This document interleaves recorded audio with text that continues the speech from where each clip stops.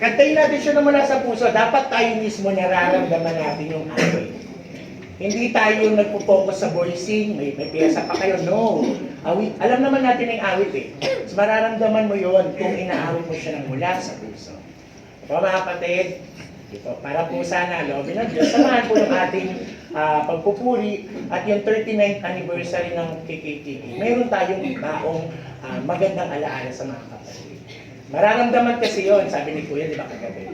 Na pag umaawit ka, umaawit yung kapatid, mararamdaman ng pananampalataya mo yung pag-awit niya.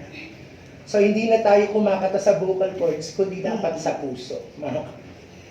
Yung po yung bilin sa atin ng Kuya kagabi at ng mga nakaraang paksa. Na aawit tayo hindi sa vocal cords. Dapat nakikita tayo na may pananampalatayang umaawit sa Diyos at yun yung magbibigay ng pananampalataya rin naman sa iba. Ano po mga kapatid? Simulan po natin yon sa basic, yung pag-awit na mula sa puso. At sana samahan ng Diyos yung ating pong mga pagpupuri.